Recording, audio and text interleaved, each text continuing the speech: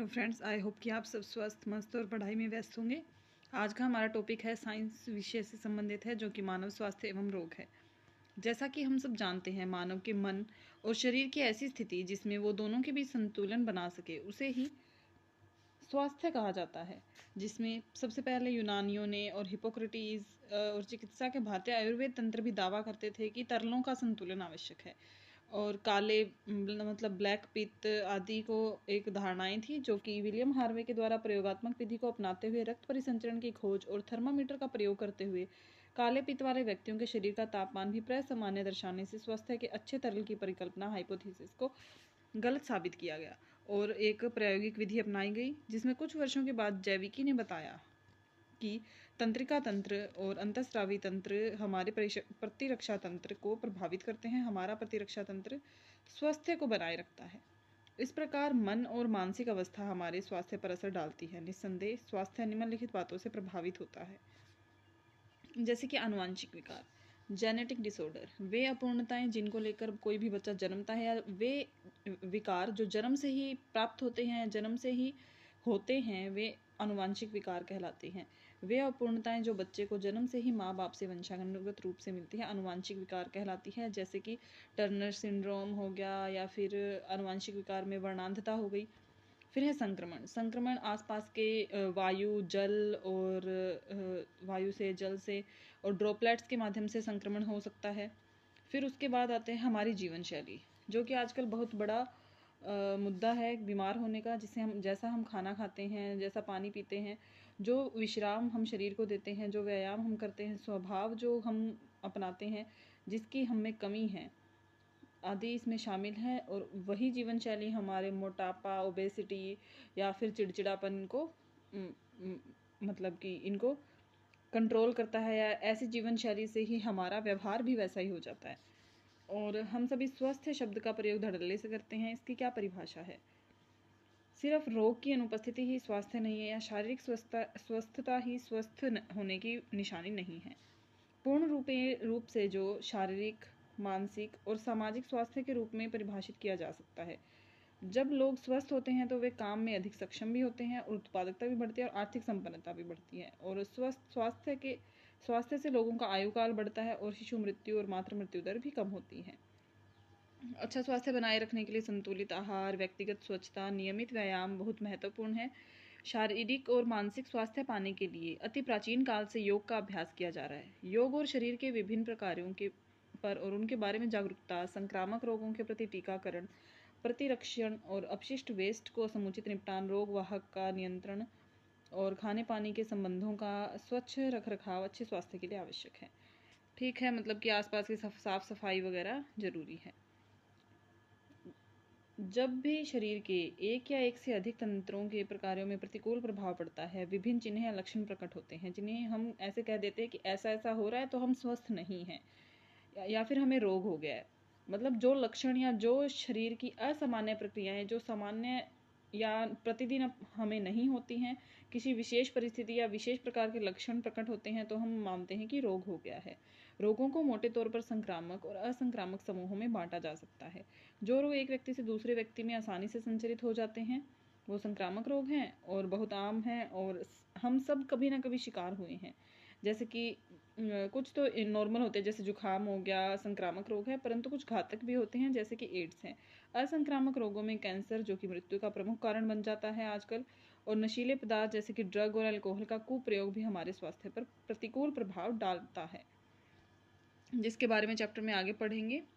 और मानव में सामान्य रोग कौन कौन से हैं जिनके बारे में हम जानते हैं, जैसे कि कौन कौन रोग कर सकता है। अनेक जीव, जिनमें बैक्टीरिया आता है, विषाणु या वायरस है, कवक है, फंजाई है, प्रोटोजोअन कृमि है, या फिर हेलमिंथ है आदि शामिल हैं, मनुष्य में रोग पैदा करते हैं। ऐसे रोग कारक जीवों को रोगजनक पैथोजन कहते हैं। अधिकांश परजीवी या फिर पैरासाइट जो होते हैं रोगजनक होते हैं। मतलब बहुत सारे ऐसे परजीवी हैं जो दूसरे के शरीर पर रहते हैं और वो रोग फैलाते हैं, क्योंकि ये परपोषी के शरीर, मतलब होस्ट जो है, जिस व्यक्ति के शरीर पर ये रहते हैं, या जिस व्यक्ति या जीव के, उनके भीतर या उनके ऊपर रहकर उसे क्षति या हानि पहुंचाते हैं।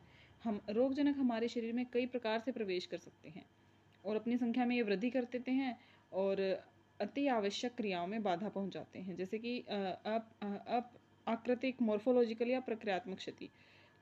मॉर्फोलॉजिकल मतलब कि आकृति में परिवर्तन, जैसे कि कोई कृमि है, कोई कीट है, अपने को काट गया तो उससे शारीरिक मतलब उसमें सूजन आ गई या एक फफोला हो गया तो आकृतिक परिवर्तन आ गया, मॉर्फोलॉजिकल परिवर्तन।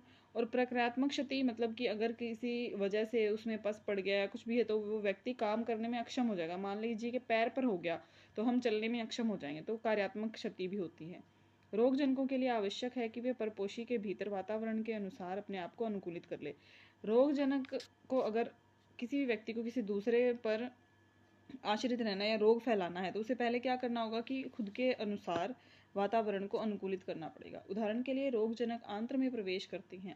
आंत्रीय जो रोगजनक होते हैं जो आंतों में फैलते हैं, उनमें अमाशय के विभिन्न पीएच में जीवित रहने के लिए और पाचक एंजाइमों के प्रतिरोध करने की क्षमता होनी चाहिए। जिनमें क्षमता होती है वही आंत तक पहुंचेंगे, क्योंकि वरना तो वो पीएच जो मान है स्टमक में वो पीएच 1.5 के आसपास है, जिससे कि वो बच नहीं सकते हैं। अगर इनको सहने की क्षमता है तो वो आगे आंत तक पहुंच पाएंगे और फिर वहां पर रोग फैला सकेंगे। और फिर आते हैं कि रोगजनक जीवों में भिन्न भिन्न वर्गों के कुछ निरूपकों में उनसे होने वाले रोगों का भी रूप भी अलग अलग है। जैसे कि साल्मोनेला टाइफी एक रोगजनक जीवाणु है। अब टाइफाइड फैलाता है। अब अपने नॉर्मल एक क्वेश्चन आ जाता है कि टाइफाइड किससे होता है। टाइफाइड जीवाणु से होता है, जो कि एक बहुत ही इम्पोर्टेंट क्वेश्चन बन जाता है कि जीवाणु से होने वाले रोग और वायरस से होने वाले। तो इसी क्रम में साल्मोनेला टाइफी नाम का एक जीवाणु है, ये इसका वैज्ञानिक नाम है। और मानव में टाइफाइड ज्वर होता है। यह रोगजनक आम तौर पर संदूषित या कंटामिनेटेड भोजन और पानी द्वारा छोटी आंत में घुस जाता है, वहां से रक्त द्वारा शरीर के अन्य अंगों में पहुंचता है। पहले पानी पिया हमने, पानी के द्वारा ये क्या गया, खून में चला गया, और खून से क्या करेगा, मतलब जो रक्त है वो पूरे शरीर में पहुंच जाता है, मतलब एनर्जी देने के लिए और ऑक्सीजन देने के लिए भी। तो ऐसे करके जो ये संदूषण था या वायरस था, जीवाणु था, वो भी शरीर में पहुंच गया। इस रोग के कुछ सामान्य लक्षण भी दिखाई देंगे फिर इसके बाद, जो कि लगातार तेज ज्वर आना, मतलब बुखार आना 40 डिग्री सेंटीग्रेड तक, कमजोरी, अमाशय में पीड़ा होना, कब्ज होना, सिर दर्द होना, भूख न लगना आदि टाइफाइड के लक्षण हैं। गंभीर मामलों में आंत्र में छेद हो जाता है, क्योंकि कैसे अमाशय में पीड़ा होना और इसके अंदर मतलब कि आंत्र में छेद हो जाना, मतलब कि इतना ज़्यादा कब्ज या मतलब कि जो अमाशय का कार्य नहीं हो पाएगा, जिससे आंत्र में छेद भी हो सकता है, क्योंकि वो बहुत ज़्यादा प्रभावित है और मृत्यु भी हो सकती है। टाइफाइड ज्वर की पुष्टि विडाल परीक्षण से होती है। विडाल परीक्षण से कौन से रोग का परीक्षण किया जाता है, टाइफाइड का। टाइफाइड रोग का परीक्षण के लिए कौन सा टेस्ट होता है, विडाल परीक्षण। दोनों तरीके से क्वेश्चंस पूछे जाते हैं। फिर है आयुर्विज्ञान में एक चिर प्रतिष्ठित मामला है मैरी मेलोन का। टाइफाइड का नाम आते ही हमें विडाल परीक्षण, साल्मोनेला टाइफी और एक याद आती है मैरी मेलोन। मैरी मेलोन क्या थी, टाइफाइड मैरी भी कहते हैं इन्हें, इनका रियल नेम मैरी मेलोन था और टाइफाइड मैरी इनको नाम दे दिया गया। टाइफाइड रोग की रोगवाहक कहलाती हैं ये, क्योंकि इन्होंने टाइफाइड मतलब एक रसोइया थी और खाना बनाती थी, टाइफाइड वाहक के रूप में टाइफाइड फैलाती रही। इनको टाइफाइड था और जैसे इसमें बताया गया कि सिर दर्द, भूख न लगना, कमजोरी आ जाना, बुखार आना, तो ऐसे लक्षण से ये संक्रामक रोग है। अभी अभी हमने पढ़ा कि संक्रामक रोग किस प्रकार के हैं। साल्मोनेला टाइफी भी कंटेमिनेटेड संदूषित भोजन से होता है, तो ये भोजन से और पानी से फैलेगा भी। तो इसीलिए जब वो खुद बनाती थी उसके हाथ से, और जब वो खांसती होगी या जैसे जैसे उसके अंदर जो था और वही खाने के द्वारा फैलने लगा, तो इसीलिए उसे टाइफाइड मैरी का नाम दे दिया गया। फिर बात करते हैं न्यूमोनिया की। स्ट्रेप्टोकोकस न्यूमोनी और हीमोफिलस इन्फ्लुएंसी जैसे जीवाणु निमोनिया रोग के लिए उत्तरदायी हैं। अब हम निमोनिया को पकड़ते हैं। निमोनिया है जो कि स्ट्रेप्टोकोकस न्यूमोनी और हीमोफिलस इन्फ्लुएंजी से होता है, जिसमें इस रोग में फुफ्फुस या लंग्स के जो वायु कोष्ठक होते हैं, एल्वियोलाई वायु कोष्ठ, जो फेफड़े हैं उनकी सबसे छोटी से छोटी जो इकाई है वो एल्वियोलाई ही कहलाती है, वायु कोष्ठ है, और ये संक्रमित हो जाती है, जिससे संक्रमण के फलस्वरूप जो वायु कोष्ठों में तरल भर जाएगा, जो सबसे छोटी इकाई उसमें पानी भर जाएगा, जिससे सांस लेने में गंभीर समस्याएं पैदा हो जाएगी। मतलब जो विसरण और परासरण की जो क्रिया है, मतलब वायु के उच्च दाब और निम्न दाब की तरफ जो क्रियाएं होती हैं वो कम हो जाएंगी, क्योंकि जो सबसे छोटी इकाई है उसके अंदर पानी भर गया, तो बीच में जो सरफेस थी वो बची ही नहीं, तो जिससे कि सांस लेने में कठिनाई होगी, जिससे परासरण हो ही नहीं पाएगा। और विसरण नहीं हो पाएगा गैसों का। ज्वर, ठिठुरन, खांसी, सिर दर्द आदि निमोनिया के लक्षण हैं। खांसी इतनी ज़्यादा होती है कि फेफड़े या मतलब आवाज़ आती है सांस लेते समय कि इतनी निमोनिया में, और बुखार होता रहेगा, ठिठुरन, ठंड लगती रहती है, और एनी टाइम सिर दर्द होता रहेगा क्योंकि ऑक्सीजन आ ही नहीं रही है, सांस ही नहीं ले पा रहा है व्यक्ति, तो ऑक्सीजन की कमी से भी सिर दर्द हो जाता है। निमोनिया के लक्षण हैं। और गंभीर मामलों में होंठ और हाथ की उंगलियों के नाखूनों के रंग धूसर से लेकर नीला तक हो जाता है। उंगलियों के रंग चेंज, मतलब नाखूनों के रंग चेंज हो जाते हैं।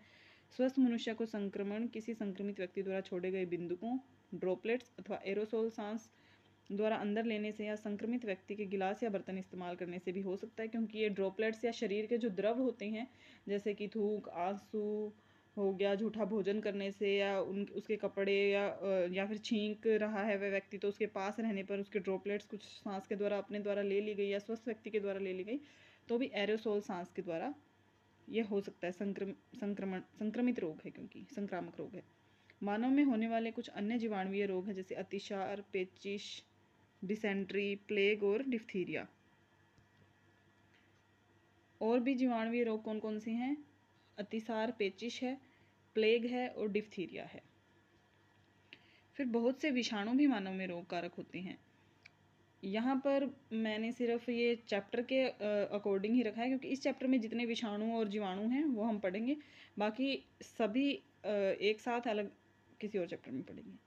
मानव में विषाणु से भी रोग होते हैं। विषाणुओं का एक ऐसा समूह नासा विषाणु या फिर राइनो विषाणु भी कहते हैं, या राइनो वायरस का है, जो मानव में सबसे ज़्यादा संक्रामक रोग सामान्य जुकाम फैलाता है, जिसे राइनो वायरस कहते हैं। राइनो वायरस या फिर नासा विषाणुओं से होता है सामान्य जुकाम। नाक और श्वसन पथ को संक्रमित करते हैं, लेकिन फेफड़ों को नहीं करता है। राइनो वायरस फेफड़ों को संक्रमित नहीं करेगा।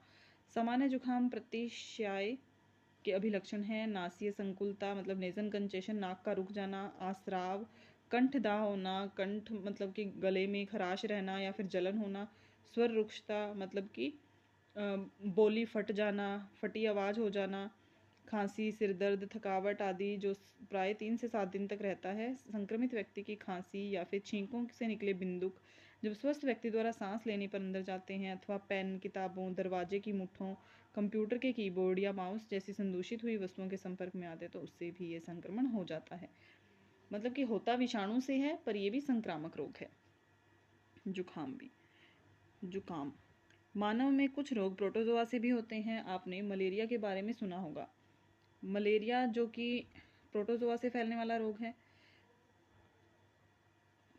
और फिर है एक ऐसा रोग जिससे मनुष्य कई सालों से लड़ता आ रहा है, जैसे कि प्लाज्मोडियम नामक एक बहुत ही छोटा सा प्रोटोजोवन है जो रोग के लिए उत्तरदायी है।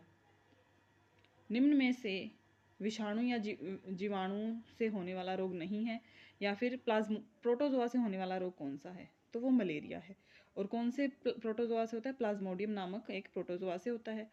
प्लाज्मोडियम की विभिन्न जातियों, जैसे प्लाज्मोडियम वाइवैक्स, प्लाज्मोडियम मलेरियाई, प्लाज्मोडियम फैल्सीपेरम, विभिन्न प्रकार के मलेरिया के लिए उत्तरदायी है। प्लाज्मोडियम जो फैल्सीपेरम है, उसके द्वारा होने वाला दुर्दम या फिर मैलिग्नेंट मलेरिया होता है, जो कि सबसे गंभीर या सबसे घातक भी हो सकता है। सबसे ज़्यादा खतरनाक प्रकार का कह सकते हैं, जिसके लक्षण काफ़ी ज़्यादा शरीर पर प्रभाव डालते हैं। फिर हम बात करते हैं कि किस प्रकार से एक मच्छर मानव शरीर में किस प्रकार एक मच्छर के द्वारा ये रोग प्लाज्मोडियम मानव में प्रवेश करता है। मादा एनाफ्लीज नाम का मच्छर जब मानव को काटता है, तो जीवाणु काटने के साथ मानव के शरीर में प्रवेश कर जाते हैं। मतलब कि ये ऐसा है जिसके पास प्लाज्मोडियम नाम का प्रोटोजोआ है, उस मच्छर ने मादा एनाफ्लीज मच्छर ने जब व्यक्ति को काटा, तो उसके शरीर में चले गया प्लाज्मोडियम। फिर क्या करेगा? प्लाज्मोडियम सीधा जाके मानव के लीवर पे, यकृत पे प्रभावित करेगा। इसके द्वारा रक्त द्वारा व्यक्ति के लीवर में चले जाते हैं परजीवी। ठीक है। फिर परजीवी यकृत कोशिकाओं को अलैंगिक रूप से जनन करता है और कोशिका को फाड़ देता है। मतलब परजीवी जो है अपना गुणन करेगा, मतलब कि कायिक प्रजनन करेगा और वो अपनी वृद्धि कर लेगा। जब रक्त कोशिका में उसकी वृद्धि होती जाती है, तो एक ऐसा समय आता है जब इतनी वृद्धि हो जाएगी कि वो कोशिका फट जाएगी, और इसके द्वारा परजीवी जो है लाल रुधिर कोशिकाओं में अलैंगिक रूप से जनन करता है और उन्हें फोड़ देता है, और इस प्रकार ज्वर तथा अन्य लक्षणों का चक्र शुरू कर देता है।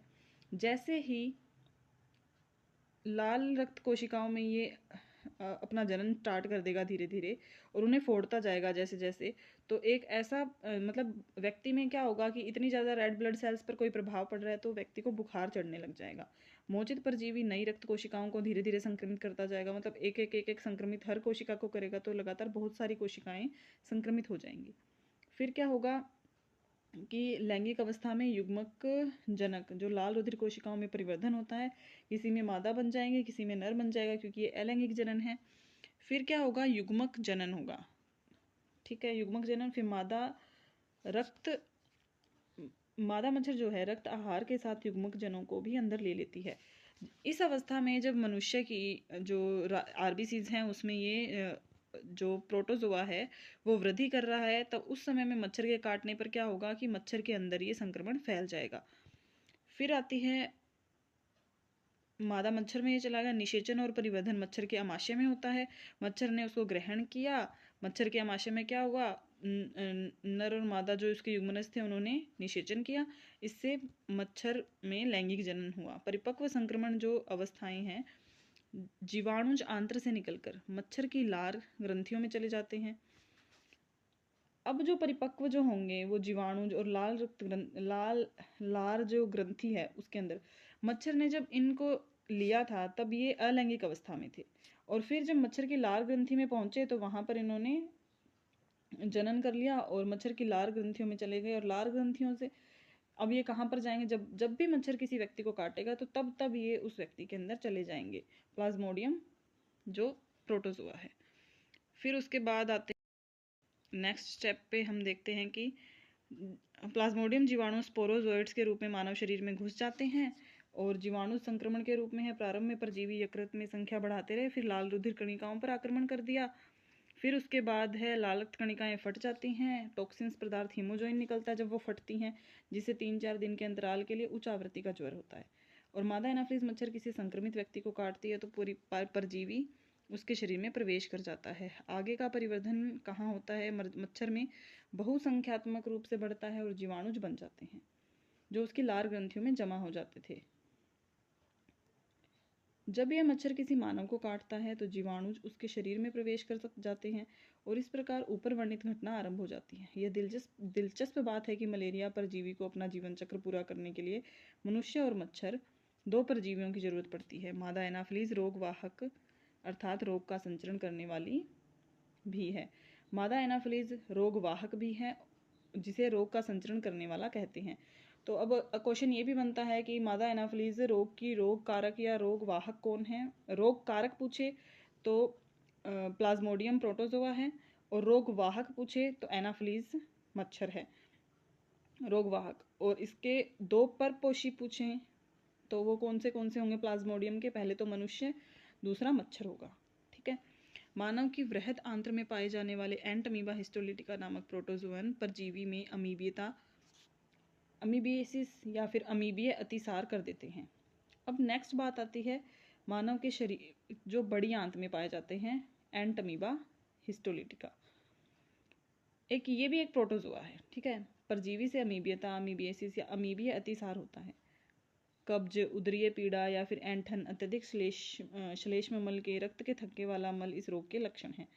मतलब कि पूरी तरह से पाचन तंत्र खराब हो जाएगा और इसमें रक्त के थक्के वाला मल मुख्य लक्षण के रूप में देखा जाता है, जिसे एंटमीबा हिस्टोलिटिका परजीवी प्रोटोजोआ के द्वारा होता है। ये घरेलू मक्खियां इस रोग की शारीरिक वाहक हैं और परजीवी को संक्रमित व्यक्ति के मल से खाद्य एवं खाद्य पदार्थों तक ले जाकर उन्हें संदूषित कर देती है। मल पदार्थ द्वारा संदूषित पेयजल एवं खाद्य पदार्थ संक्रमण के प्रमुख स्रोत हैं। मतलब घरेलू मक्खियाँ पहले कहीं पे बैठ के फिर खाने पे बैठ जाएं तो मतलब ये बहुत ही संक्रामक प्रकार का रोग है और जो प्रोटोजोआ से होता है। फिर बात आती है सामान्य जो कि गोल कृमि हो गए, एस्केरिस हो गए, फाइलेरिया कृमि होगा, वुचुरेरिया होगा, ऐसे कृमि हैं जो मनुष्य के लिए रोगजनक हैं। आंत्र परजीवी एस्केरियसिस से एस्केरिस नाम का जो परजीवी है उससे एक गोल कृमि होते हैं, इनसे एस्केरियसिस हो जाता है, एस्केरिस्ता कहते हैं। एस्केरिस और फाइलेरिया है और वुचुरेरिया है जो मनुष्य के लिए रोगजनक है। आंतरिक रक्तस्राव हो जाता है, पेशियों में पीड़ा होने लग जाती है, ज्वर या बुखार आ जाता है, अरक्तता मतलब खून की कमी हो जाती है, आंत्र का अवरोध हो जाता है, इस रोग के लक्षण हैं। मतलब कि जो आंत में परजीवी रहते हैं वो एस्केरिस है, उस एस्केरियसिस होता है, जिसके निम्नलिखित लक्षण थे। इस परजीवी के अंडे संक्रमित व्यक्ति के मल के साथ बाहर निकल जाते हैं और मिट्टी, जल, पौधे आदि को संदूषित कर देते हैं। स्वस्थ व्यक्ति में यह संक्रमण संदूषित पानी, शाक सब्जियों, फलों आदि के सेवन से हो जाता है। फिर बात करते हैं वुचुरेरिया की, जो कि वुचुरेरिया ब्रैंकोफ्टाई या वुचुरेरिया मेलाई है। ऐसे फाइलेरियाई कृमि हैं। मतलब फाइलेरिया किससे किससे होता है? वुचुरेरिया ब्रैंकोफ्टाई और वुचुरेरिया मेलाई से होता है। इसके कारक अंगों का जिनके कारण अंगों में प्राय अर्धपाद की लसिकाओं लिम्फेटिक वेसल्स में धीरे धीरे बढ़ने वाला दीर्घकालिक शोथ हो जाता है। ये कृमि इन अंगों में कई वर्षों तक रहते हैं और हस्तीपाद या हाथी पांव या शलीपद या एलिफेंशिएसिस या फाइलेरिसिस रोग हो जाता है। जनन अंग भी अक्सर इस रोग से प्रभावित हो जाते हैं और भारी विरूपताएं आ जाती हैं। जैसे कि ये डायग्राम है, यहाँ पर दिखाया गया है कि व्यक्ति में विरूपता आ गई है और एक पैर और जननांग सूजन में आ जाते हैं और बहुत टाइम तक ये यहाँ पर रहने की वजह से प्रभाव करते हैं अंगों में और विरूपताएं आ जाती हैं। रोग कारक मादा मच्छर जब किसी स्वस्थ व्यक्ति को काटती है, रोगजनक उस व्यक्ति के शरीर में संचारित हो जाता है। ऐसे व्यक्तियों से भी ऐसे व्यक्ति को काट कर मतलब मच्छर किसी दूसरे व्यक्ति को जब काटती है मादा मच्छर, तो भी ये रोग संचारित हो सकता है। तो हम लाइटली नहीं ले सकते हैं, इसीलिए सभी ऑल आउट और ये लगाते हैं। कुछ लोग होते हैं जो बोलते हैं कि मच्छर ही तो हैं, पर वो बहुत ज़्यादा रोग फैला सकते हैं। फिर बात आती है कुछ कवकों की, जिसमें माइक्रोस्पोरम, ट्राइकोफाइटोन, एपिडर्मोफाइटोन आदि वंश जेनेरा के अनेक कवक दाद या रिंग वॉर्म के लिए उत्तरदायी हैं। यह संक्रामक रोग मनुष्यों में बहुत ही सामान्य है। शरीर के विभिन्न भागों, ये भी संक्रामक रोग है, मतलब कवक से भी संक्रामक रोग होते हैं, जो कि जिसमें मुख्य नाम माइक्रोस्पोरम, ट्राइकोफाइटोन, एपिडर्मियोफाइटोन आते हैं, जो कि रिंग वॉर्म के लिए उत्तरदायी हैं। शरीर के विभिन्न भागों जैसे कि त्वचा, नाखून, शिरोवल्क, स्कैल्प पर सूखी शल्की विशिकताएं या स्केली लीजन मतलब कि जो सॉफ्ट त्वचाएं होती हैं, इस रोग के प्रमुख लक्षण हैं। इन विक्षिप्तियों में तेज खुजली होती है, उष्मा एवं नमी इन कवकों को त्वचा के वलनों या फोल्ड जैसी ग्रोइन और पाद अंगुलियों मतलब पैरों की अंगुलियों के बीच पनपने में मदद करती है। मतलब ऐसी जो बहुत सी जगहें हैं जहाँ पर थोड़ी सी नमी रह जाती है और वहाँ नमी के अंदर ही थोड़ी सी गर्मी मिलने पर, जैसे कि पैर में काफ़ी बार होता है कि हम देखते हैं कि पैरों में खुजली या पैरों पे दाग हो गए, मतलब कि जो उंगलियों के बीच के जो स्थान है वहाँ पर नमी रह गई, फिर जुराब पहन के शूज़ पहन लिए, वहाँ पर उष्मा पैदा हो गई, तो ऐसे में कवकीय रोग वहाँ पर पनप सकते हैं। और वो फोल्ड वाली जगह भी है, जैसे कि त्वचा के वलन और फोल्ड लिखा है यहाँ पे, तो ऐसी चीज़ें वहाँ पर भी ऐसे रोग हो जाते हैं। दाद आमतौर पर मिट्टी से या संक्रमित व्यक्तियों के तौलिए, कपड़े, कंघे तक का प्रयोग करने से हो जाता है, मतलब उसकी ज़्यादा संक्रमित अवस्था होने पर। अनेक संक्रामक रोगों के निरोध और नियंत्रण के लिए व्यक्तिगत और जन स्वच्छता बनाए रखना महत्वपूर्ण है। व्यक्तिगत स्वच्छता से शरीर को साफ रखना, पीने के लिए साफ पानी, खाना, शाक सब्जियों, फल आदि का सेवन शामिल है। जन स्वास्थ्य में अपशिष्ट पदार्थ और मलमूत्र उत्सर्ग एक्सक्रीट का समुचित निपटान, जलाशयों, कुंडों, मलकुंडों, सेपुल्स और तालाबों की समय समय पर सफाई, विसंक्रमण एवं जन खान पान प्रबंधन में स्वच्छता के मानक का पालन करना है। मतलब साफ सफाई रखना एक व्यक्तिगत स्वच्छता के अंतर्गत आता है। ये उपाय विशेष रूप से अन्य वहाँ अनिवार्य है जहाँ संक्रामक रोग खाद्य पदार्थ और पानी के द्वारा संचरित होते हैं, जैसे कि टाइफाइड, अमीबियासिस, एस्केरियासिस आदि रोग हैं जो कि पानी और भोजन से फैलते हैं। तो इस मामले में साफ सफाई बहुत ही आवश्यक है, और जो कि एक घातक रोग हैं जिससे व्यक्ति का मतलब पाचन तंत्र खराब होता है और उसकी मृत्यु तक हो सकती है। निमोनिया और सामान्य जुकाम जैसे वायुवाहित रोगों के मामले में ऊपर बताए गए उपाय तो करने ही हैं। इसके अलावा संक्रमित व्यक्तियों के या उनके सामान के निकट संपर्क आने से बचना है, निकट संपर्क में नहीं आना है, या फिर उन्हें डेटोल से साफ करना है या उन्हें विसंक्रमित कर देना है। और फिर हम बात करेंगे कीट रोगवाहकों द्वारा संचारित होने वाले मलेरिया, फाइलेरिया जैसे रोगों के लिए सबसे महत्वपूर्ण रोग कारकों और उनके प्रजनन की जगहों का नियंत्रण या उन्हें खत्म कर देना है। मतलब रोग कारकों को ही खत्म कर देना है। और यह लक्ष्य आवासीय क्षेत्रों में उनके आसपास पानी को जमा नहीं होने देना है। घरेलू शीतल कूलर को नियमित सफाई करनी है। मच्छरदानी का प्रयोग करके मच्छर के लार्वा को खाने वाली गंबूसिया जैसी मछली डालने से खाइयों, जल निकास क्षेत्रों और दलदलों, स्वम्प्स आदि को कीटनाशकों के छिड़काव से इन सबको रोका जा सकता है। अब हम बात करेंगे, क्वेश्चन आता है कि मतलब कि कौन सा ऐसा जैविक तरीका है जिसके द्वारा मच्छर के लार्वा को ख़त्म किया जा सकता है। तो वो गंबूसिया मछली है, जिसके जो मच्छर को खा जाती है, मच्छर के लार्वा को, उसे पानी में डाला जा सकता है। किसी नदी वगैरह में इकट्ठे पानी या फिर झील वगैरह में पानी इकट्ठा हो तो वहाँ पर मच्छर ना पनपे इसके लिए। इसके अलावा दरवाजों और खिड़कियों में जाली लगानी चाहिए ताकि मच्छर अंदर न आ सकें। भारतवर्ष में बहुत सारे भागों में हाल ही में रोग वाहक वाहित एडीज मच्छर डेंगू के लिए और चिकनगुनिया जैसे रोगों का व्यापक रूप से फैलने के संदर्भ में उपाय भी महत्वपूर्ण हैं। अब यहाँ से क्वेश्चन बन गया, चिकनगुनिया और डेंगू कौन से मच्छर से फैलते हैं? एडीज मच्छर से फैलते हैं। जीव विज्ञान में हुई प्रगति में हमें अनेक संक्रामक रोगों से निपटने के कारगर हथियार मिल गए हैं। टीका या वैक्सीन के उपयोग और प्रतिरक्षीकरण कार्यक्रमों से चेचक और जैसे जानलेवा रोग का पूरी तरह से उन्मूलन कर दिया गया है। वैक्सीन के इस्तेमाल से पोलियो, डिप्थीरिया, न्यूमोनिया, टिटनेस के अनेक संक्रामक रोगों को काफ़ी हद तक नियंत्रण में लाया गया है। जैव प्रौद्योगिकी, बायोटेक्नोलॉजी, जिसके बारे में आप 12वें अध्याय में ज़्यादा पढ़ेंगे, मतलब इसके बारे में हम आगे जानेंगे। बायोटेक्नोलॉजी का भी चैप्टर हम पढ़ेंगे और सुरक्षित वैक्सीन बनाने के ऊपर हम आ गए हैं जिसके साइड इफ़ेक्ट्स नहीं होंगे। और एंटीबायोटिक्स और अन्य दूसरी औषधियों की खोज ने भी संक्रामक रोगों के प्रभावी ढंग से उपचार करने के सक्षम बनाया है। आज हम हर रोग की दवा लगभग प्राप्त कर सकते हैं जिससे उसके संक्रमण से बचा जा सकता है, या फिर संक्रमण होने पर भी दवाई लेकर उसे मिटाया जा सकता है। फिर हम बात करते हैं कि ऐसे रोग होने पर क्या चीज़ है जो हमें उनसे बचाती है, तो वो है प्रतिरक्षा। हमें हर रोज़ बड़ी संख्या में संक्रामक कारकों का सामना करना पड़ता है और कुछ ही रोग के शिकार बनाते हैं। क्यों?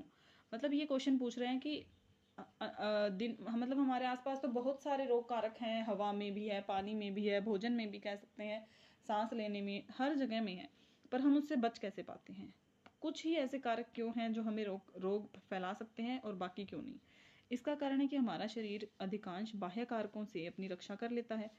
परपोषी की रोग कारक जीवों से लड़ने की क्षमता जो उसे प्रतिरक्षी तंत्र के कारण मिल पाती है। कोई भी व्यक्ति जो रोग कारण से लड़ने की क्षमता पाता है उसे प्रतिरक्षी तंत्र से मिलती है। और जो ये क्षमता है वो प्रतिरक्षा कहलाती है। प्रतिरक्षा दो प्रकार की होती है, सहज प्रतिरक्षा और उपार्जित प्रतिरक्षा। सहज, जो कि नाम से ही है कि ये सहज रूप से मिल गई, मतलब अपने आप मिल जाती है, वो सहज है। और उपार्जित, जो हमें बाद में अपने जीवन के दौरान प्राप्त करनी पड़ती है। जैसे कि सहज प्रतिरक्षा, सांस लेना हमें जन्म से आता है। उपार्जित प्रतिरक्षा, जैसे कि साइकिल चलाना हम बाद में सीखते हैं, वैसे ही प्रतिरक्षा करना भी बाद में जो सीखते हैं उसे उपार्जित, और जो पहले से हमें प्रतिरक्षा प्राप्त हुई है वो सहज।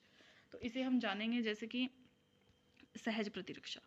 सहज प्रतिरक्षा, इनेट इम्यूनिटी, ये एक प्रकार की अवशिष्ट रक्षा है जो जन्म के समय मौजूद होती है। यह प्रतिरक्षा हमारे शरीर में बाह्य कारकों के प्रवेश के सामने विभिन्न प्रकार के रोध खड़ा करने में हासिल होती है। सहज प्रतिरक्षा में 4 प्रकार के रोध होते हैं। मतलब एक ऐसी प्रतिरक्षा, जैसे कि हमने मान लिया कि हमें ठंड से बचने के लिए हम मतलब क्या करते हैं, गर्म कपड़े पहनते हैं, पर उससे पहले हम क्या करेंगे कि एक घर बनाएंगे ताकि बाह्य वातावरण प्रत्यक्ष रूप से हमें प्रभावित ना कर सके। उसी प्रकार सहज प्रतिरक्षा है जो कार्य की रूप से या फिर एक बाह्य कारकों के प्रवेश को डायरेक्ट कांटेक्ट में आने से ही रोक देती है, जो कि शारीरिक, जिसमें 4 प्रकार की हैं, जो कि है शारीरिक शोध, जो कि फिजिकल बैरियर है। हमारे शरीर पर त्वचा मुख्य रोध है। त्वचा जो है एक मुख्य रोध या मेन बैरियर है फिजिकल, जो सूक्ष्म जीवों के प्रवेश को रोकता है। श्वसन, जठरांत्र, गैस्ट्रो इंटेस्टाइनल और जनन मूत्र पथ को आस्तरित करने वाली एपिथीलियम का श्लेष्मा आलेप, म्यूकस कोटिंग भी शरीर में घुसने वाले रोगाणुओं को रोकने में सहायता करता है। एक तो त्वचा जो नॉर्मल अपने को ऊपर से दिख रही है, और एक जो श्लेष्मा का आवरण जो कान में, नाक में, आँखों में और हमारी श्लेष्मा ग्रंथियों में, जनन मूत्र पथों में आदि में होता है, वो सभी म्यूकस की कोटिंग भी रोगाणुओं को आने से रोकती है। फिर है कायिक रोध है, जो कि फिजिकल बैरियर कहलाता है। फिजियोलॉजिकल, जिसमें अमाशय में अम्ल हो गया, मुंह में लार हो गई, आंखों में आंसू है, ये सभी रोगाणुीय वृद्धि को रोकते हैं। मतलब अगर रोगाणु इनके संपर्क में आ गया तो वो मर जाएगा। फिर है कायिक रोध, जो कि कोशिकीय रोध है, जो कि सेलुलर बैरियर कहलाता है। हमारे शरीर में रक्त में बहुरूप केंद्रक श्वेताणु, उदासीन रंजी जैसे कि न्यूट्रोफिल्स होते हैं, जैसे कुछ प्रकार के श्वेताणु और एक केंद्रकाणु मोनोसाइट्स होते हैं, तथा प्राकृतिक और मारक लिम्फोसाइट्स के प्रकार और उत्तकों में बड़े भक्षकाणु या मैक्रोफेजेस रोगाणुओं का भक्षण करते और नष्ट करते हैं। सेलुलर बैरियर में आ गया कि जो कि ब्लड सेल्स के अंदर जो होते हैं, न्यूट्रोफिल्स हो गए और कई WBC हैं जो कि मोनोसाइट्स हो गई, और कुछ लिम्फोसाइट्स होती हैं जो कि मैक्रोफेजेस हो गई, रोगाणुओं को मारने में सक्षम है।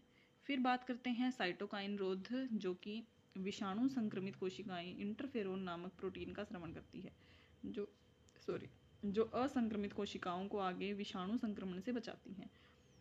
जैसे कि विषाणु संक्रमित जो कोशिकाएं हैं वो एक प्रोटीन का स्रावण करेगी जो कि इंटरफेरोन होता है।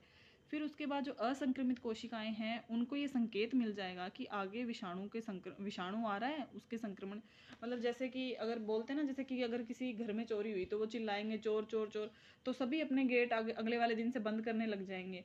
तो वही बात है कि जो विषाणु का संक्रमण एक कोशिका पे हुआ, उसने इंटरफेरोन का स्रावण किया, और फिर वो जो असंक्रमित जो सारी कोशिकाएं थी आसपास वाली, उनको पता चल गया कि इस कोशिका ने इंटरफेरोन का स्राव किया है, मतलब इसके ऊपर किसी ने हमला किया है, तो वो खुद भी सतर्क हो जाएंगे और विषाणु के संक्रमण से स्वयं को बचा लेंगे। तो वो साइटोकाइन रोध हो गया।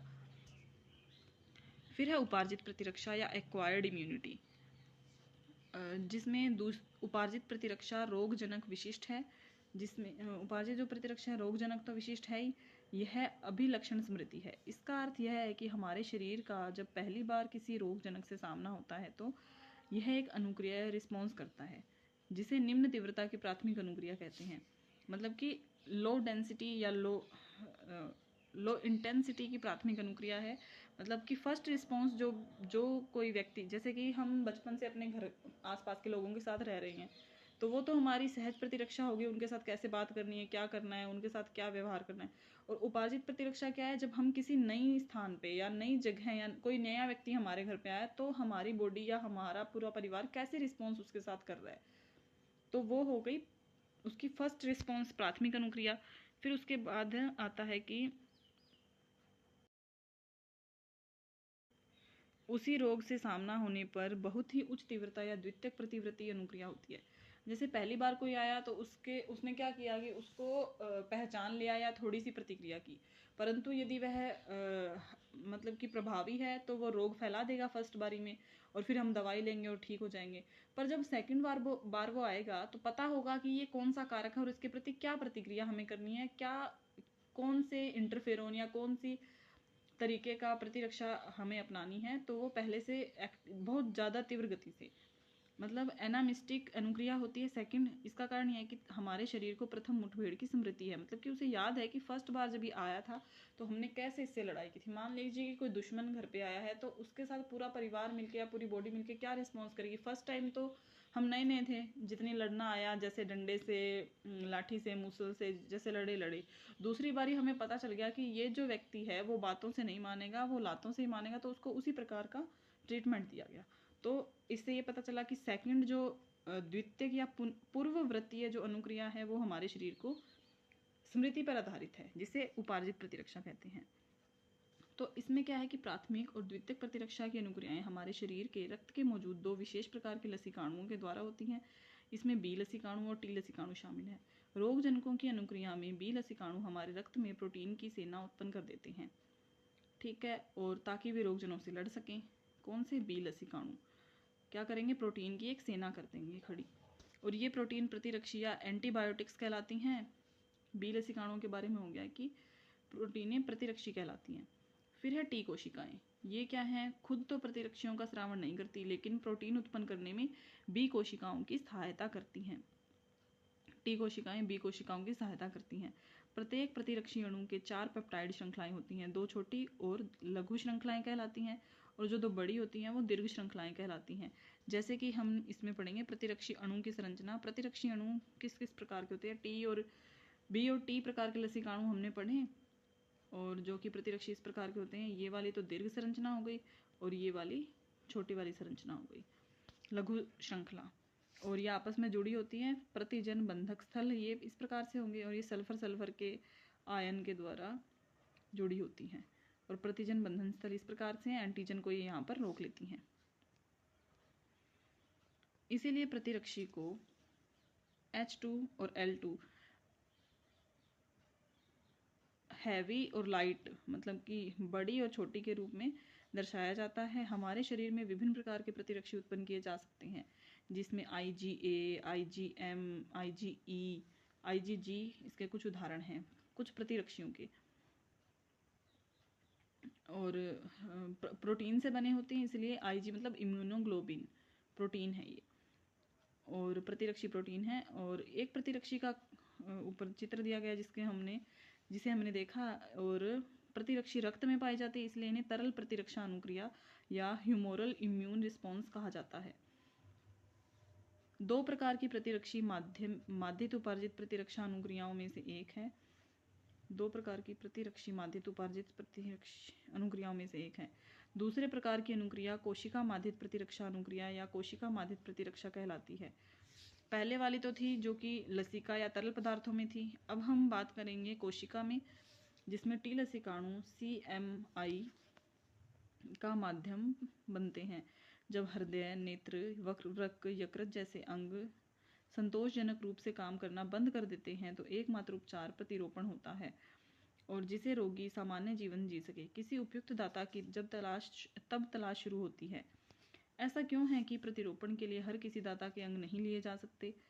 क्योंकि वह क्या है कि कौन सी ऐसी चीज़ है जिसकी डॉक्टर जांच करते हैं, मतलब कि उसे क्या कहते हैं, कोशिका माध्यित प्रतिरक्षा, मतलब कि सेल्स भी आपस में जो एक दूसरे को सपोर्ट करे। कि किसी और व्यक्ति की हमने अगर आंख लगानी है या किसी और व्यक्ति की अगर किडनी ली है, तो वो आपस में उनका प्रतिरक्षा अपोजिट रूप से काम ना करने लग जाए, मतलब वो उसे किसी दूसरे जीव को समझ के और हमारा प्रतिरक्षा उसके प्रति हमला ना करने लग जाए। इस प्रकार से सेल्स की भी पहले जांच होती है कि वो उसमें काम कर सकेंगी या नहीं कर सकेंगी। किसी व्यक्ति की सेल्स को भी मैच करना पड़ता है, तो वो कोशिका माध्यित प्रतिरक्षा है। किसी उपयुक्त दाता की मतलब ऐसा क्यों है कि प्रतिरोपण के लिए हर किसी के अंग नहीं लिए जा सकते, और डॉक्टर किसकी जांच करते हैं? इसे जानते हैं किसी भी स्रोत जैसे कि पशु, अन्य प्राइमेट या किसी अन्य मानव का निरोप या ग्राफ्ट नहीं लगाया जा सकता। किसी का भी नहीं लगाया जा सकता, उसकी जांच करनी पड़ती है, क्योंकि वे देर सवेर नकार दिए जाएंगे। मतलब कि कुछ भी लगा दिया तो वो नकार दिया जाएगा। जैसे कि अगर हम घोड़े का लीवर को किसी व्यक्ति के लीवर में लगाएंगे, तो वो जरूरी नहीं है कि वो उसमें निरोपित किया जा ही सके, क्योंकि बॉडी उसको नकार देगी। ह्यूमन बॉडी कोई भी निरोप या प्रतिरोप लेने से पहले उत्तक मिलान या रक्त मिलान अति आवश्यक है। इसके बाद भी रोगी को अपने शेष जीवन भर प्रतिरक्षा निरोधक या इम्यूनोसप्रेसेंट लेने पड़ते हैं, उसे दवाइयाँ लेनी पड़ती है, ताकि वो बॉडी को ऐसे भ्रम में रखे कि ये मेरा ही शरीर है और ये मेरी ही कोशिकाएं हैं। इस भ्रम के लिए इम्यूनोसप्रेसेंट देनी पड़ती हैं, क्योंकि इम्यूनिटी को सप्रेस करेगी, जो प्रतिरक्षा को थोड़ा निरोध करेगी कि हाँ ये हमारा ही शरीर है। शरीर स्वयं और पर में भेद करने में सक्षम है, और कोशिका माध्यित प्रतिरक्षा अनुक्रिया निरोप को अस्वीकृति करने के लिए उत्तरदायी है। मतलब कि इससे पता चलता है कि किसी और की कोशिका हमारे शरीर में अगर आ जाएगी, तो कोशिका माध्यित जो प्रतिरक्षा अनुक्रिया है वो उसको बता देगी कि ये गलत है, ये कोई और कोशिका है जो मेरे शरीर में आ गई है। फिर हम बात करते हैं सक्रिय और निष्क्रिय प्रतिरक्षा की। जब परपोषी प्रतिजनों एंटीजन्स का सामना करता है तो शरीर में प्रतिरक्षी पैदा होते हैं। प्रतिजन जीवित या मृत रोगाणु या अन्य प्रोटीनों के रूप में भी हो सकते हैं। प्रतिजन इस प्रकार की प्रतिरक्षा सक्रिय प्रतिरक्षा कहलाती है। मतलब कि जब कोई परपोषी प्रतिजनों या एंटीजन, जब हमारे शरीर में कोई एंटीजन या दूसरा प्रतिजन आ गया है तो शरीर में प्रतिरक्षी उत्पन्न होंगे। कोशिकाएं भी हो सकती हैं, ये जीवित भी हो सकती है, मृत भी रोगाणु भी हो सकते हैं, और अन्य प्रोटीनों के रूप में भी हो सकते हैं। इस प्रकार की प्रतिरक्षा को जो सक्रिय प्रतिरक्षा कहेंगे। मतलब जैसे ही कोई जीव शरीर में आया एंटीजन, वैसे ही प्रतिरक्षा स्टार्ट हो गई, जिसे एक्टिव इम्यूनिटी कहा। सक्रिय प्रतिरक्षा धीमी होती है, अपनी पूरी प्रभावशाली अनुक्रिया प्रदर्शित करने में ये समय लेगी।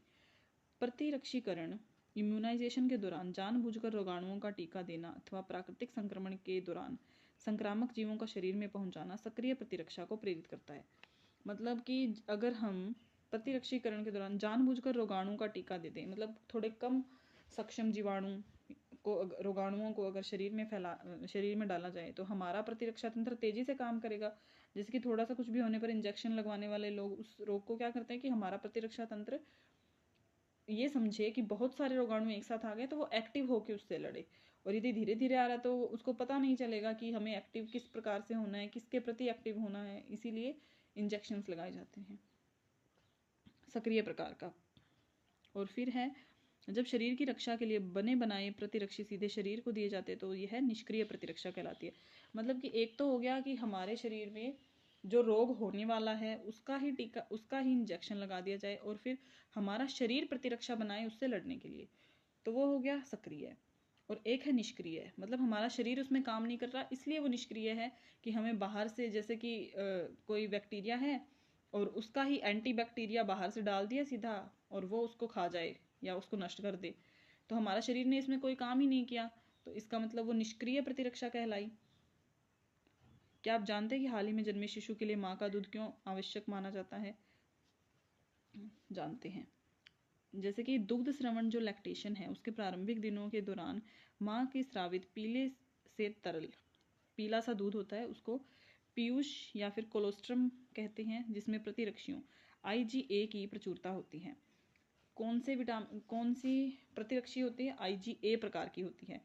ए प्रकार की कोलोस्ट्रम में होती है और जो कि पीले रंग के तरल में होती है, जो कि दुग्ध स्रवण के समय माँ के दूध में होती है। शिशु की रक्षा करती है। प्रेगनेंसी के दौरान भ्रूण को भी अप्रा या प्लेसेंटा द्वारा माँ से कुछ प्रतिरक्षी मिलते हैं, ये निष्क्रिय प्रतिरक्षा के उदाहरण है। मतलब कि जब कोख में भ्रूण है तो उसका शरीर प्रतिरक्षा एक्टिव नहीं है और माँ के द्वारा सीधा ही उसे प्रतिरक्षी दिए जा रहे हैं कि ये तेरी इस जुकाम से रक्षा करे, बुखार से रक्षा करे, सीधा ही, और भ्रूण तो उसमें कोई काम नहीं कर रहा, इसलिए वो निष्क्रिय प्रकार की प्रतिरक्षा हुई। और जो IgA है जो बाहर से दिया जा रहा है ये भी निष्क्रिय प्रकार की प्रतिरक्षा में आएगा। फिर है टीकाकरण और प्रतिरक्षीकरण। प्रतिरक्षीकरण या टीकाकरण का सिद्धांत प्रतिरक्षा तंत्र की स्मृति के गुण पर आधारित है। टीकाकरण में रोगजनक या निष्क्रिय दुर्बलीकृत रोगजनक की प्रतिजनी प्रोटीनों के निर्मित शरीर में प्रवेश कराई जाती है। इन प्रतिजनों के विरुद्ध शरीर में उत्पन्न प्रतिरक्षियां विभिन्न संक्रमण के दौरान रोगजनी कारकों को निष्प्रभावी बना देती है। टीका स्मृति B और T कोशिकाएं भी बनाते हैं। परिवर्तित पराभवन या सबसिक्वेंट एक्सपोजर होने पर रोगजनक को जल्दी से पहचान लेती है और प्रतिरक्षियों के भारी उत्पादन से हमलावर को हरा देती है। अगर किन्हीं व्यक्ति में ऐसे घातक रोगों से संक्रमण होता है जिनके फौरन प्रतिरक्षियों की आवश्यकता है, जैसे कि टिटेनस में, तो प्रभावकारी निष्पादित प्रतिरक्षियों या प्रति आवेश एंटीटॉक्सिन्स एक ऐसी निर्मित जिसमें आवेश के लिए प्रतिरक्षियां होती हैं। प्रति आवेश को टीके के रूप में सीधे ही दिए जाने की जरूरत है। जैसे कि अगर किसी को टिटेनस हो गया है और अचानक उसे जल्दी से प्रति आवेश एंटीटॉक्सिन्स देने की जरूरत है, तो उसे डायरेक्ट टीका लगा दिया जाएगा, ना कि उसको प्रतिरक्षी बनाने का इंतजार किया जाएगा। उसे निष्क्रिय प्रतिरक्षा दी जाएगी, ना कि सक्रिय। सांप के काटे जाने के मामले में भी रोगी को जो सुई लगाई जाती है उसमें सर्पजीविष वेनम के विरुद्ध निष्पादित प्रतिजीवी होते हैं। इस प्रकार का प्रतिरक्षीकरण निष्क्रिय प्रतिरक्षीकरण कहलाता है। मतलब कि जब अगर सांप ने किसी को काट लिया तो उसको हम सक्रिय प्रतिरक्षी क्यों देंगे कि पहले हम उसे थोड़े बहुत सांप का वेनम ही देते हैं ताकि वो उसके द्वारा उसके शरीर में प्रतिरक्षी पैदा हो और फिर वो उससे लड़ने में रक्षा करें। तो प्रतिरक्षी तंत्र तो जब तक जहर फैल रहा होगा वो निष्क्रिय हो जाएगा, इसीलिए उसको निष्क्रिय प्रकार की दी जाती है, जिसमें वो बाहर से जो आविष उसे दिया जाता है जिससे विष का प्रभाव खत्म हो जाए और प्रतिरक्षा तंत्र को इसमें कोई कार्य नहीं करना पड़ता, इसलिए इसे निष्क्रिय प्रतिरक्षा कहते हैं। फिर है पुनर्योगज DNA। रिकॉम्बिनेंट DNA प्रौद्योगिकी से जीवाणु या खमीर में रोगजनक की प्रतिजनी पॉलीपेप्टाइड का उत्पादन होने लगता है। इस विधि से टीकों का बड़े पैमाने पर उत्पादन होने लगा है और इसीलिए प्रतिरक्षीकरण हेतु उन टीकों की उपलब्धता खूब बड़ी है। जैसे खमीर में बनने वाला यकृतशोथ B का टीका, खमीर से मतलब ईस्ट से बनता है और यकृतशोथ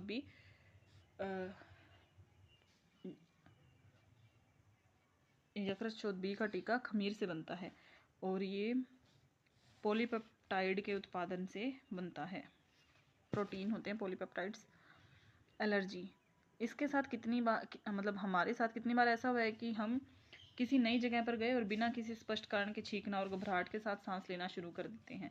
हम सोचते हैं कि हमारी तबीयत खराब है, पर वो ऐसा एलर्जी के कारण है कि छींक के नहीं रही है। फिर है उस जगह से लौट आते हैं तो वापस सही हो जाते हैं। हम में से कुछ लोग पर्यावरण में मौजूद कुछ कणों के प्रति संवेदनशील होते हैं, जिसमें कि पराग, चीचड़ी या माइट्स आदि के प्रति एलर्जी के कारण हो सकता है। भिन्न भिन्न जगहों पर भिन्न भिन्न हो सकते हैं। पर्यावरण में मौजूद कुछ प्रतिजनों के मतलब प्रति उनके खिलाफ प्रतिरक्षा तंत्र की अतिरंजित अनुक्रिया एलर्जी कहलाती है। मतलब कुछ ऐसे चीजें हैं पर्यावरण में जिनके खिलाफ प्रतिरक्षा तंत्र अतिरंजित अनुक्रिया करता है, मतलब बहुत अलग से प्रभाव दिखाता है, शरीर कुछ अलग ही क्रियाएं करने लग जाता है, वो एलर्जी है। जैसे सूजन आ जाना, छींक आ जाना, रेड रैशेज हो जाना। ऐसे पदार्थ जिनके प्रति प्रतिरक्षा अनुक्रिया होती है एलर्जेंस कहलाते हैं। इनके प्रति बनने वाली प्रतिरक्षाएं आईजीई, ई से एलर्जी है तो याद रह जाएगा आईजीई, एलर्जी के खिलाफ बनने वाली प्रतिरक्षा आईजीई प्रकार की हैं। एलर्जेंस के सामान्य उदाहरण हैं धूल में चिंचड़ी, पराग, प्राणी लघु शल्क डेंडर आदि। एलर्जी अनुक्रियाओं के लक्षणों में छींकना, पनीली आंखें, मतलब पनीली का मतलब पीली और नीली नीली मिक्स सी, ऐसी आंखें, बहती नाक, सांस लेने में कठिनाई आदि अनुक्रियाएं एलर्जी के लक्षण हैं। मास्ट कोशिकाओं से हिस्टामिन और सीरोटोनिन जैसे रसायनों के निकलने के कारण एलर्जी होती है। जैसे ही हमारा शरीर किसी एक विपरीत परिस्थिति में आया, जिसमें एक बहुत ही अलग सी परिस्थिति में आया, जिसमें कि शरीर के अंदर मास्ट कोशिकाओं ने ये महसूस किया कि हमारा शरीर सही परिस्थिति में नहीं है, शरीर के खिलाफ जा रही है परिस्थिति, तो वो हिस्टामिन और सीरोटोनिन जैसे रसायनों के निकालती है, जिससे एलर्जी हो जाती है।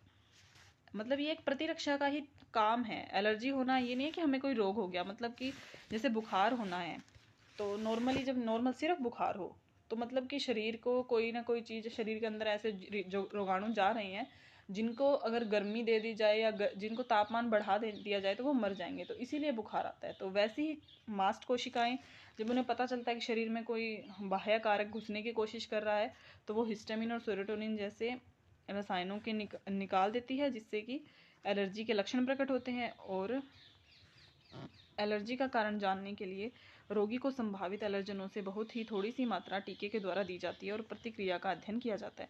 जैसे कि किसी को किसी चीज़ से एलर्जी है तो क्या किया जाता है कि रोगी को कुछ एलर्जेंस दे दिए जाते हैं, जिससे उसकी प्रतिक्रिया का अध्ययन किया जाता है। कि प्रतिक्रिया का अध्ययन का मतलब कि शरीर कैसा व्यवहार करता है उसको देने के बाद। यदि वो एलर्जिक है उससे तो वो उसके लक्षण दिखाएगा, अगर नहीं है तो सामान्य रहेगा। प्रतिहिस्टैमिक, एड्रेनलिन, स्टेरॉइड्स जैसी औषधियों के प्रयोग से एलर्जी के लक्षण जल्दी घट जाते हैं, लेकिन आधुनिक जीवन शैली के फलस्वरूप लोगों में प्रतिरक्षा घटी है, एलर्जनों के प्रति संवेदनशीलता बढ़ी है। भारतवर्ष के महानगरों के अधिकांश बच्चे पर्यावरण के प्रति संवेदनशीलता के कारण एलर्जियों और दमा से पीड़ित रहते हैं। इसका कारण बच्चों में प्रारंभिक जीवन काल में बहुत रक्षित पर्यावरण में होना हो सकता है। मतलब कि बहुत ज़्यादा मिट्टी से या बहुत ज़्यादा पराग कणों से या पेड़ पौधे फूलों से बच के रहना भी एलर्जी का कारण हो सकता है, शहरी बच्चों में मुख्यतः। फिर है स्वप्रतिरक्षा। स्वप्रतिरक्षा एक स्वप्रतिरक्षा एक बहुत ही सामान्य नहीं, बहुत ही रेयर चीज है, जिसमें उच्च कशेरुकियों में विकसित स्मृति आधारित उपार्जित प्रतिरक्षा जो स्मृति आधारित थी, हमने पढ़ा ही था, अपनी कोशिकाओं और विजातीय जीवों के बीच भेद करने की क्षमता पर आधारित है। ये हम सब जानते हैं।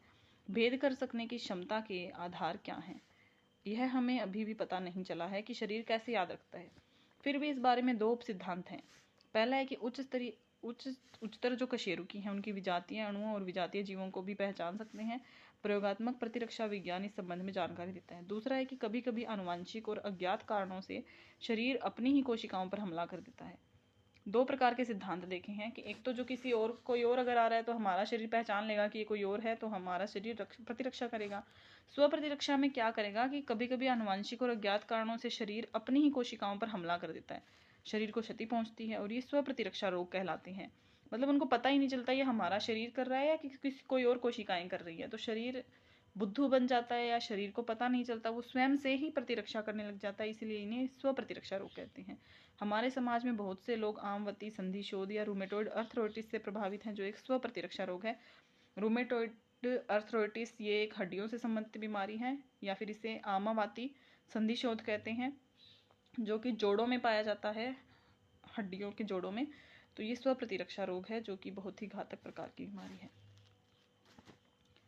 फिर है शरीर में प्रतिरक्षा तंत्र। मानव प्रतिरक्षा तंत्र में लसिका, बंक या लिम्फोइड ऑर्गन्स, उत्तक, कोशिकाएं, घुलनशील अणु जैसे प्रतिरक्षी शामिल हैं।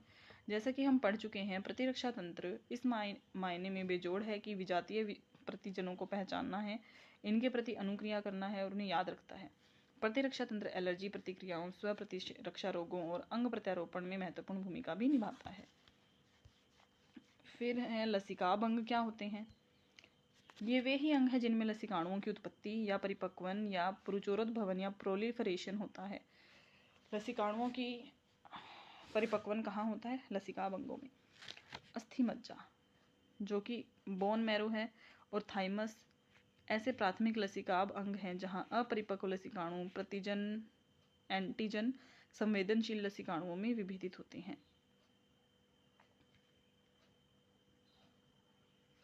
मतलब कि अपरिपक्व लसिकाणु या फिर संवेदनशील लसिकाणु, जो दो अलग अलग प्रकार के हैं, उनका विभेदन कहाँ होता है? थाइमस और बोन मैरो में। परिपक्वन के बाद लसिकाणु प्लीहा या स्प्लीन, लसिका ग्रंथियों, टॉन्सिल्स, क्षुद्रांत्र के पेयर पैचेज मतलब छोटी आंत के पेयर पैचेज और अपेंडिक्स जैसे द्वितीयक अंगों में चले जाते हैं। पहले ये कहाँ होते हैं? थाइमस और अस्थि मज्जा में। फिर परिपक्व होने के बाद चले जाते हैं लसिका ग्रंथियों, टॉन्सिल और क्षुद्रांत के पेयर पैचेज और अपेंडिक्स में। द्वितीयक लसिका भंग ऐसे स्थान हैं जहां लसिकाणुओं की प्रतिजन के साथ पारस्परिक क्रिया होती है, जो बाद में प्रचुर संख्या में उत्पन्न होकर प्रभावी कोशिकाएं बन जाती हैं। मानव शरीर में विभिन्न लसिका भंगों की स्थिति इस प्रकार है। लसिका ग्रंथियां हो गई, थाइमस हो गई जो हार्ट के पास होती हैं, और लसिका वाहिकाएं हैं। ग्रंथियां जो नोड्स हैं और वाहिकाएं जो वेसल्स हैं। अस्थि मज्जा मुख्य लसिका अंग है जहां लसिकाणुओं समेत सभी रुधिर कोशिकाएं उत्पन्न होती हैं। थाइमस एक सपालिया लोब्ड अंग है जो हृदय के उरोस्थि में के बीच स्थित होता है। हृदय के पास उरोस्थि मतलब कि जो स्टर्नम है, जो कि पसलियों को जोड़ने वाली बोन होती है, उनके बीच जो स्थित होती है, वहाँ पर हृदय के पास थाइमस है। जन्म के समय थाइमस काफ़ी बड़ा होता है, बढ़ती उम्र के साथ आकार घटता जाता है और यौवनावस्था आने पर यह बहुत छोटे आकार का रह जाता है। अस्थि मज्जा, थाइमस दोनों ही टी लसिकाणुओं के परिवर्धन और परिपक्वन के लिए सूक्ष्म पर्यावरण मुहैया कराती है। अस्थि मज्जा और थाइमस। प्लीहा सेम के आकार का बड़ा अंग है और इसमें मुख्य रूप से मतलब आकार मतलब शेप, सेम के बीच के आकार का है और बड़ा अंग है पर ये, ठीक है, प्लीहा। और यह शरीर में पैदा होने वाले सूक्ष्म जीवों को फांस कर रुधिर निस्यंदक फिल्टर के रूप में काम करते हैं। प्लीहा में लाल रक्त कोशिकाओं का बड़ा भंडार है। लसिका ग्रंथियां छोटी ठोस संरचनाएं होती हैं। लसिका तंत्र पर भिन्न भिन्न स्थलों पर स्थित है। सूक्ष्म जीव या दूसरे प्रतिजन लसिका या उत्तक तरल में आ जाते हैं। लसिका ग्रंथियां उन्हें फांस लेती हैं। लसिका ग्रंथियों में फंसे प्रतिजन वहां मौजूद लसिकाणुओं के सक्रियण या प्रतिरक्षा अनुक्रिया के लिए उत्तरदायी हैं। प्रमुख पथ जैसे श्वसन, पाचन, जनन मूत्र पथ के आस्त्रों या लाइनिंग के भीतर लसिकाभ उत्तक स्थित होते हैं। श्लेष्मा संबद्ध लसिकाभ उत्तक म्यूकोसल एसोसिएटेड लिम्फोइड टिश्यू मतलब कि ऐसे लिम्फोइड या श्लेष्मा उत्तक होते हैं जो कि श्लेष्मा से संबद्ध होते हैं। लसिकाभ उत्तक मतलब कि वो लिक्विड ही होते हैं। यह मानव शरीर के लसिकाभ उत्तक का लगभग 50% है।